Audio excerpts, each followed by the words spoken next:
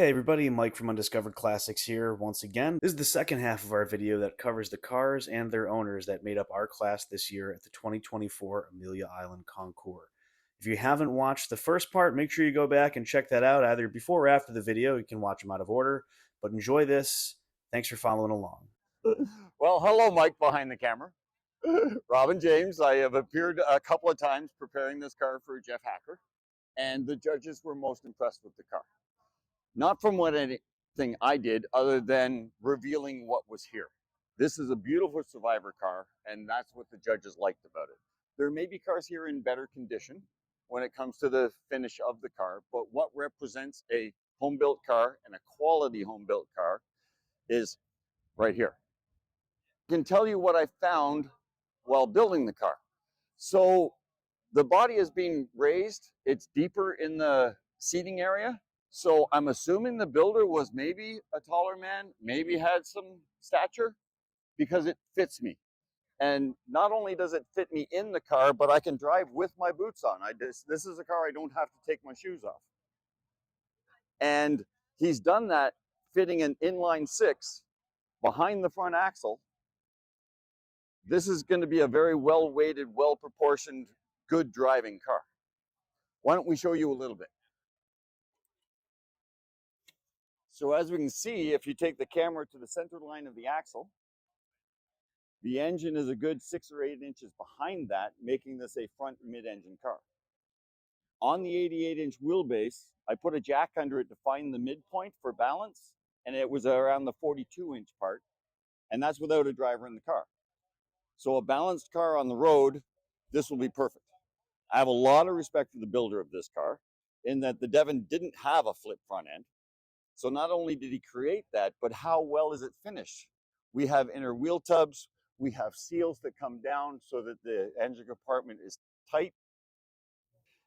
And then preservation-wise, and how well the car has lasted, you can tell the details in here. It's not shiny and painted, but everything in here, save for the water pump, is how we found the car. It's up and running on its original ignition points, wires, plugs, and I'm sure we'll replace them, but I have a lot of respect for a car that'll come back to life with all the parts that it began life with. There's a lot of people before us that were important because they didn't do anything to the car. Yes. Well, not neglect, but as they get old, they get abused. And this car was always being in respectful hands that has never been abused. And that's why it took a ribbon. Not me or anything else, but the caretakers of the car before us and the original builder. That's why we put his name on the side of the car.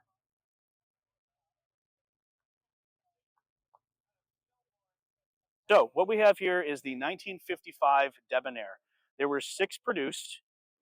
We found 5 of the 6, so the 6th one is still out to the wind. This is the only restored example. It just debuted at Pebble this past year, so this is its first time here at Amelia. The Debonnaire was produced by a company called Replac. They were based out of Euclid, Ohio. And the designer of the car was Philip Egan. He was on the design team for Tucker Torpedo. He went on to design a number of different things, including the modifications to the Henry J to become the Allstate for Sears, and then went on to design this for the Replac Corporation. Replac had a pretty prolific career post-war in the plastics industry. They had clients like Bendix, General Electric. It's all fiberglass. It is. This is all fiberglass. So they did make 6 production cars. This is one of them. They were going to offer just bodies. So the production cars were known as the Debonnaires, and the bodies, which were identical, were the Venture. So it's kind of like going on an adventure with the Venture. But these were fully done at the factory. Car debuted in July '55 in Motor Trend. And when it debuted, I'm going to ask you a question. Sure. What color and trim was it? This car, I believe, was white. White. Yeah. And they had variation. You know, they made 6 so you can kind of get an idea, different ideas of bumpers, different ideas. You would paint any color you wanted anyway. Yeah, exactly. Different windshield options. So they had 6 examples with minor differentiation. They were working with Sears Roebuck to offer this as the Sears sports car. And we actually have documentation going back and forth between Replac and Sears. And it seemed like it was going to be a great deal. The factory burned down. Oh my goodness. And for decades, all the cars were thought to have been lost. And over time, they've been popping up. And again, you know, if you know Jeff, you know, he will not let it go. So he's found 5 of the 6. This is the only restored example. It's on an unmodified 1954 chassis. It has a 368 motor out of a 56 Continental. And at that point, could you open the hood for us? Absolutely. Hey, Jeff, can you get it on the other side of the hood for me, please? It's just tricky. I just need your fingers to... I've got fat fingers. Oh, there we go. It's got Lincoln valve covers. What is it, Caddy? No, it's a 368 Lincoln motor out of a 56 Continental. Yeah, yep, out of a 56 Continental. And one of the things that was really unique about these is that unlike... Sorry, say that again? I think it's a... Is it a Zephyr or a Kaiser? I think it's a Zephyr. I think you might have it right. Jeff, is the Speedo Kaiser or Zephyr? I forget. It's not Kaiser. Okay, so it's probably the Zephyr. I think you got it right, Donald. Yeah. And then the steering wheel, 56 Imperial? Yeah, that's okay. Yeah. But what was really interesting, the way they did these, so they actually made them on a mahogany buck, which was pretty much unheard of for a lot of the other fiberglass sports cars. And this is really interesting because they almost did it like a production car where you had different panels. Right? For the Lancer, the Glasspar, they were usually cast as one piece and you cut out hood and doors. This was interesting. There's a seam, which, you know, they would have finished in fiberglass, but there was an upper and lower to the fenders. Same thing with the quarters, upper, lower. And they had a lot of really... Yeah, exactly. But unlike some of the other cars like the Lancer and the Glasspar where you get the body and it's all a uniform piece, this had the ability to kind of be taken apart and finished. So if people wanted to say, for whatever reason, section it, they had that opportunity. Nobody took those opportunities to modify it. 55. 55. And it's just come off, what should have been a 2-year restoration, but was closer to 5 to 7. Would it originally have been buckets, or was it a bench seat? Some were buckets, some were bench. Again, because they had the 6 production cars, they did show variety. And then that translated into the Venture, which was the body option, where like the Lancer and the Glasspar, you would just get the body and make it your own and have to figure out the rest. So they kind of used those as a model to offer what options you could do for trim selection, bumper selection, etc., interior finishing. Thank you very much. Oh, thank you. Great to meet you. Appreciate it. Thank you so much. Thank you so much for coming. Thank you. Appreciate it being here. Richard Brown with the 1948 Jewell Special. Picked this up from the family who still had it since the 40s. The gentleman who built it was Harry Jewell, and he got back from World War II. He saw some of the European cars over there and wanted one for himself. So himself and a couple other guys from Johnson's Body Shop in San Diego hand formed this all out of steel, and it's all stretched over wooden butt. Oh, so no production fenders or parts at all. They did it all out of... Just this section here was from like a 46, 47 Chevy. Okay. But everything from here back was all hand hammered out. Wow. These guys worked as panel beaters, making fighter planes, so they knew how to form metal. So they did a fantastic job. What chassis is it on? It's 2 Model A frames. He wanted it longer than a Model A, so one Model A frame is backwards facing that way. Okay. Then to have the front end lower, he took off 25% of another Model A frame in the front, welded it on top facing this way. So it's kind of Z. It's pretty creative. Then he has a Studebaker Planard front suspension from the 30s. So, And what do we have for a power plant? Oh, beautiful flathead. Ford flathead, 1946 motor.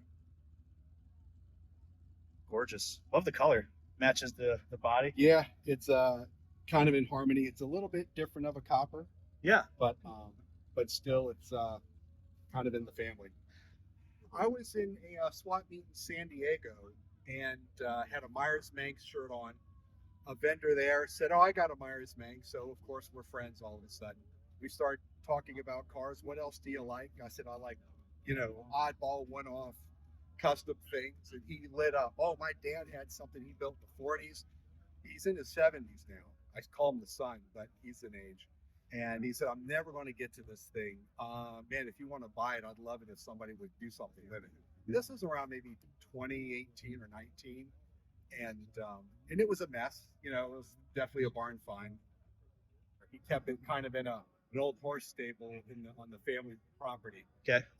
Super dusty, pitched all over it, and just parts everywhere. So came up with a decent price. He was very, very negotiable. Picked it up, and I ended up having to fly back out there to get everything together to make it possible for shipping. It arrived, and I kind of just sat and looked at it for a very long time, wondering what I want to do with it. And then this class came up, the Sport Custom class, and Amelia invited this car to be in it. They thought it was interesting. It had an article on it in January 1951 of Road and Track, a 2-page spread on the whole car and the owner. And so it had some provenance to it that made it, fit this group. That's great. Let's take a look at the back end of this. It almost has the XK120 dip to it. It does. He created this in the late 40s, and it kind of happened before Jaguar made the XK. Yeah, that's great. I Yeah. love that. So not saying Jaguar copied it, but Well, so like the, I guess the precursor to that would be the 1938 BMW Bugafalte. yeah, probably the same so. line. Yeah. Right. So that's kind of the things he saw, and those type of cars weren't offered in America. So he, like many other veterans from the war, wanted to build their own. And so what? I mean, you took it through a full restoration, effectively, right? I mean, it's not like you didn't just dust it off and it was just beautiful underneath. At some point, the family redid the car in the 80s. Okay. It was yellow, so it got all taken down. I kind of chose the color, English but red interior. Yeah, I entered that. Yeah, I love the interior. Eucalyptus dashboard. Oh, neat. I wouldn't even guess that. Very cool. All right, well, thanks for giving us the overview, and You got it. good luck with judging. Appreciate it, Richard. All right, thank And Gina, of course. Build was started in 1953 by Robert E. Lee Sr. from Eldersburg, Maryland. He was retired from Baltimore City Police Department on disability. I have receipts from 53 up through 56 for the parts that he bought, where he bought them. Being a part of the police department, he got 40% discount. Unfortunately, the last thing that was done was the interior at Reisterstown Upholstery. There, it didn't have antifreeze. The motor froze up, busted, and the radiator. He took it home and never, ever touched it again. In 1981, Robert E. Lee Jr. got out of the military and went to his dad and got the car. The last thing his dad did before he got it on the trailer said, "Junior, what are you going to do with the car?" He said, "I want to put it on the road." He said, "You got to put tires on it." He reached in his pocket, handed him a wad of cash. He put tires on it. When I got it, it still had all 5 of those tires. The 1981 spare is still in the trunk, wide white, and he did different work to it, but he JB welded the 216 Chevrolet with Frank McGurk high-end performance parts. JB welded the block, he dumped water in it, and it went right in the oil pan. He never touched the car again. He met me in 2011, came to my house, saw my collection of cars that have been in my family for the 50s, 60s, 30s, and he decided, "Ed, this is the car. You're the person I want to have the car." The steward for its future. That's great. Yep, for future. And he passed away 2 years ago. His wife hasn't got back with me. She was in a nursing home. And I did text her, never got a response because I was so proud when Jeff asked me to be here that I wanted her to know. But it's a pretty cool car. Yeah, absolutely. It's more emblematic of what most of the sport customs in the era were. So give me an idea. What are some of the production components? Where do the fenders come from? What are some other pieces here? I have the receipts in the trunk, the actual original receipts.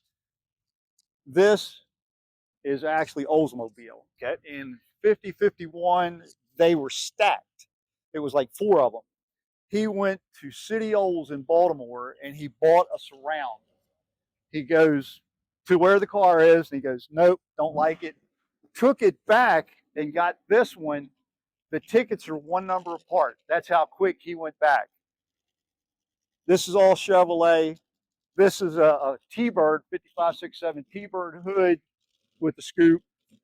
I have the receipts. These are brand new Buick fenders, brand new stainless. The door extension would be here. The quarter panel extension would be here. I have the receipt where he went to junkyard. These are Lincoln rear fenders. This is a Buick hood. And if you go on the other side, you can actually see where the emblem, here's one of the holes. This is where the side emblem would be. So he put a Buick hood backwards to give it a nice roll and bring it in. This is a 47 Buick Coupe deck lid. Receipts for the hubcaps. They're brand new Chrysler 300 hubcaps. They were $40 couple for the 4. The spinners are 57, 58 Chevy. They were $7 and change. What about the taillights? These are Lincoln. These are the Lincoln Okay. taillights. I thought so. Yep, yep. I have the receipts for all the gauges. It has electric speedometer that has absolutely never been hooked up. The generator is laying at home. I've never hooked it up. That's what we got phones for, but all Stewart Warner gauges, and they're not all the wing gauges. They stopped the wing gauge production. I think it's 53, and he bought more, and they weren't the wing. They just had the white. He made do with what he could get. Yep, yep. Brand new steering wheel. I have chrome plating receipts. He had the steering column chrome plated. It was $1. $1 in Baltimore. Let's see, 39 Ford closed car windshield. The stanchions he made out of a piece of oak and took to Baltimore City, and they're cast in brass. It was the windshield and the stanchions were $10 and change to chrome plate them. That's what kind of makes a car so neat, is having the receipts and seeing. Yeah. And he spent like maybe $3,000 building the whole car. So, Great car. And the interior is original, you said? yes, that's what was done when the car was built. This is the very last thing that was done to the car. I like when they take the upholstery over this because it makes such a nice armrest. You can just cruise with Yep. one arm out. And it's you're not channeled. cooking your arm on top of the metal. Right. It's channeled so much. This is actually the frame. Right. It's covered, but the frame is all the way up here to give it that low look. Yeah, so you don't look like you're a Shriner in a parade just sitting way too high. Way high. He did some really trick things under the hood for the suspension. Yeah, can we see what we got going on under here?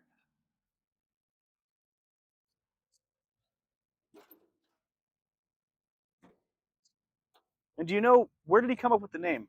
It's the Traveler, right? Traveler. Yeah. That was General Robert E. Lee's horse. Oh, all right. But if you look down here, the front cross member has been dropped about 10 inches. Oh, yeah, look at that. Because the 37 motor would have been this Way too high. yeah. The steering column, he actually built a wedge on top of the frame to lower the column. And when he did that, it kicked it up far enough that the pitman arm wouldn't work. Now, I have the receipt. It has a truck pitman arm that, instead of being 8 inches long, is like almost a foot to drop it down to get to the drag length. A lot of really clever solutions. It was, and you can see all this was hand fabricated. Junior had put, when he JB welded the block, he put a Griffin radiator in it, but it did not keep it cold. And I was messing with the generator, and I had my cell phone sitting on top of the radiator, and it went right down between the fan and radiator, put a hole in the radiator. And this is the only radiator I have found to keep it cool. All right, hold on, Eddie. So we've got one of our class hosts. What's your name again for our class host? Terry Jones. Terry, what's your other class host name? Tom, come here. Tom, what is your last name? Tom Casey, our two class hosts for Sport Custom. The reason I'm interrupting is the presentation Of my plaque. for the event. So, Eddie, here's your. Let me see what I'm getting here. Wow. Pretty proud. Yeah, we're gonna put it on. Pretty proud. It's like getting your diploma all over again. Yeah, really. Really. That's bragging rights right there, buddy. Yeah. That's a good wall hanger. You know what? Yes, indeedy. That will go in the car barn. So yeah, so your phone fell down, nuked the radiator. It was Yep. probably for the best, actually. And I put the reason this is cut out, the Griffin radiator went underneath, and I had a big, like a 53 Chrysler product radiator that stuck up really high. That wouldn't keep it cool. And my shop, I did work on a guy's 54 Chevy, and he wanted a new radiator. This one was perfect. He goes, nope, I want a new one. You know, don't want to take any chances. This is the radiator out of his 54, and it's the only one I can do anything. It does not get hot. And it's got the right size inlet, outlet. I wouldn't think it would make a difference, but it does. Now you said does. you actually drive this thing, right? You said you've Oh, I've done trip driven where it. you put 200 miles Yeah, in one go on it. Yep. That's great. It's got a boat gas tank in it now. The original tank went bad, and Junior took it out and put a 10-gallon boat tank in it, and I've just left it. Yeah. Hey, if it works, it works, Yeah. right? You know, I didn't expect to come here, but yeah, it's I enjoy it. I've had people move very, very high-end cars. It shows sitting beside of me because people are laying against their car to look at this, Yeah. especially when I first got it and before people had seen it. Well, people appreciate the uniqueness, you know, especially with how many people are so invested in the car hobby. You know, the magazines they read, the shows they go to. You see the same stuff so frequently, and that's obviously that's what we focus on here, not seeing the same stuff, the unique stories, the interesting histories, the Americana of it all. Well, this row is definitely unique. Yes, absolutely. It's going to get more unique looking, too, as the And- covers come off here. And the people with them are just as unique. Yes. You have to be a little bit crazy, right? That's okay. Just enough. All right, Eddie. Well, thanks for the overview. We're going to make our way down the rest of the class. And Thank you, that's Mike. perfect. Appreciate it. Yep. My name is Gary Cerveny. My wife Diane over here and I purchased the car at the Petersen Automobile Museum auction in about, I think it was about 2007. We started off on a restoration that lasted 7.5 years the first time.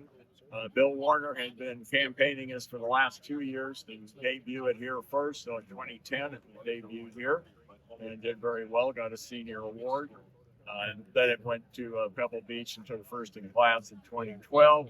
And then it did numerous other shows where it scored very well every time. And then basically stayed in the centerpiece of our collection in Malibu, California until 2018 when the Woolsey Malibu fire came through.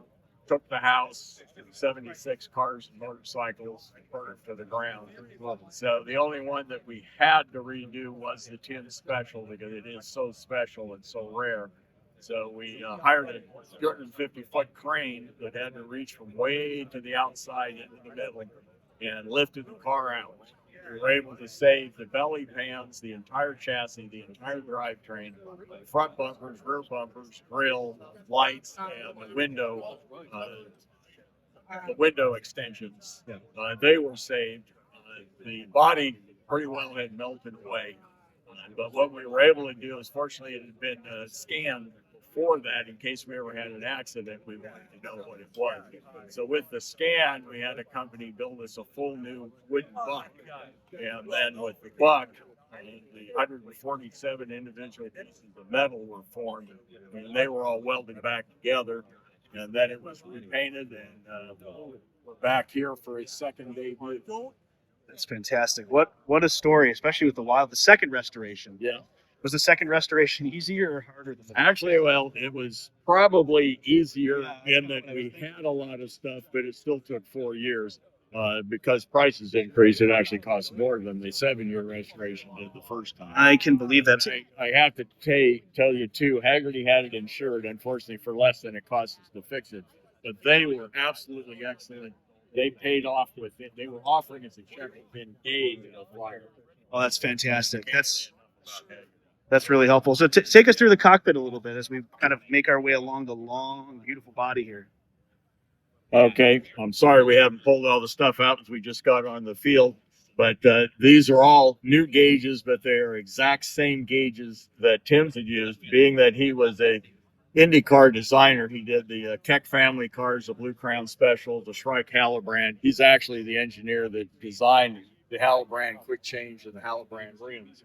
But at any rate, he had access to all these racing gauges, which were quite rare, which was a problem for us because they're extremely hard to find. Twice we had to find them, but they're all in there just the same. It's a straight 8 Buick that goes to the transmission, that goes to a U-joint, that goes straight to the rear end. Now, that left no room for a drive shaft. So Norman, out of Packard and Ford parts, he went ahead and designed his own DDO style swing rear end, which is still the original one in the car. We saved it both times.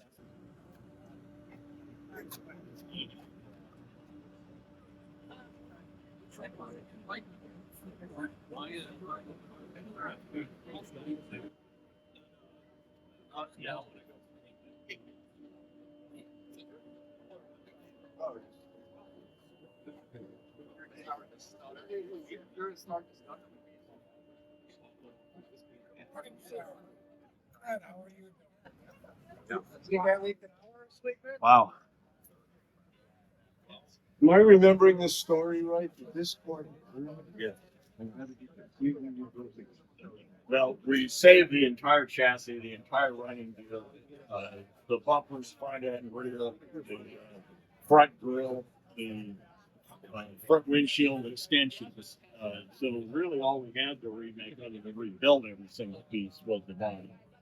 But we said the belly pans survived. Well, the rear one didn't, but the other belly pans did because the car's tire blew first, so it set on the floor. And that saved the belly pans.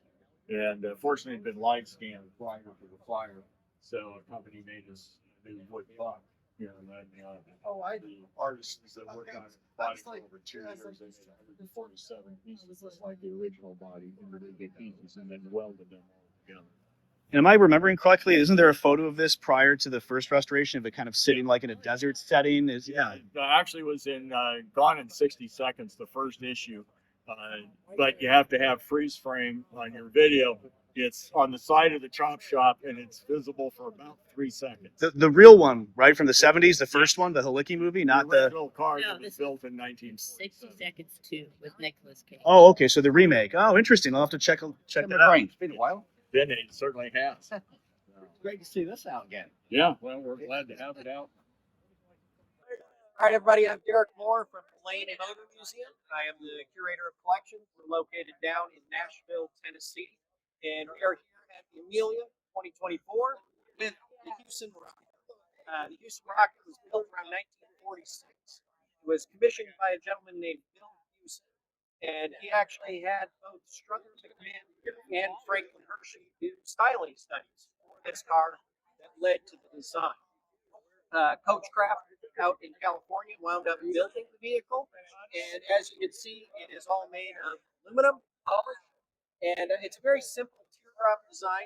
And actually, when we get around to the rear end, you'll even notice that they actually narrowed the rear axle to allow the vehicle to have a teardrop kind of boat tail rear end and not have the wheels sticking out of the body. So very interesting engineering behind the vehicle.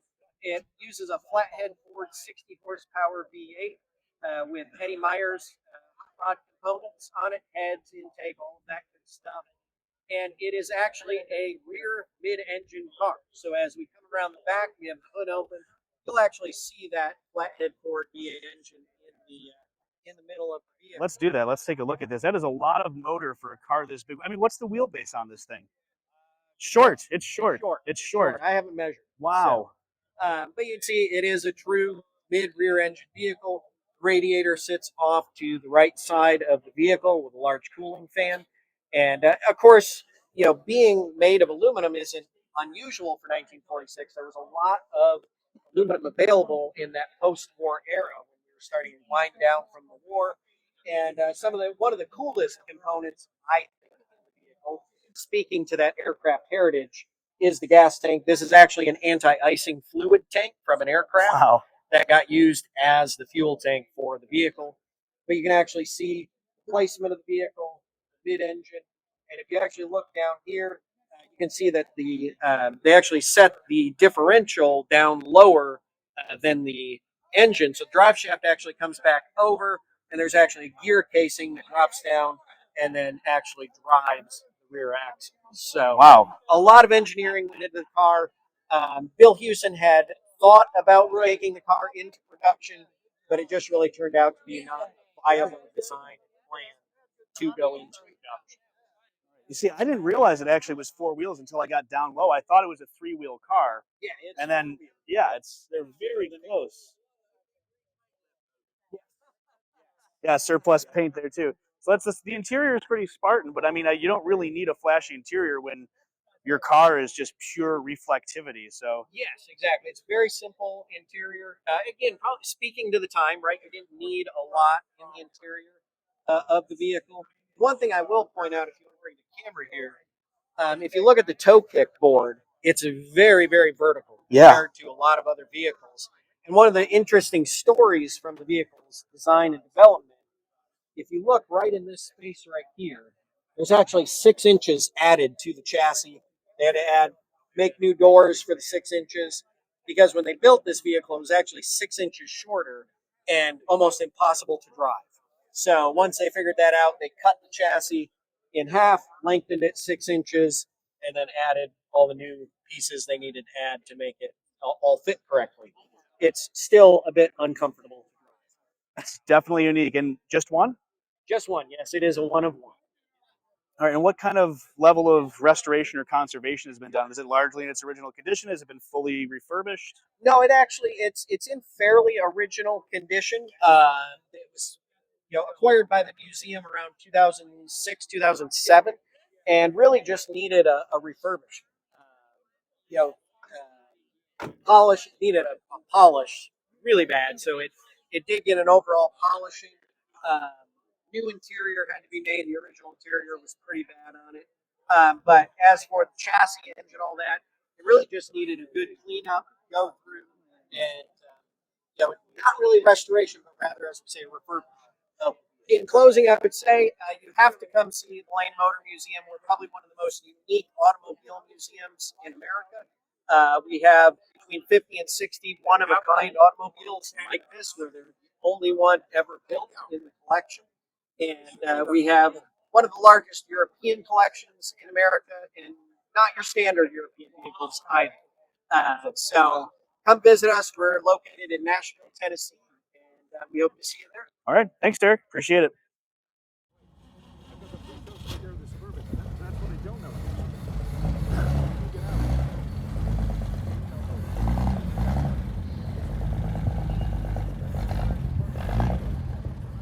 See you, Eddie.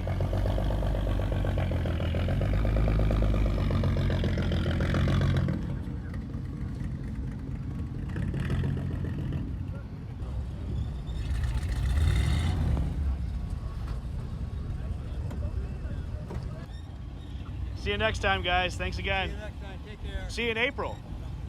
You will? Yeah.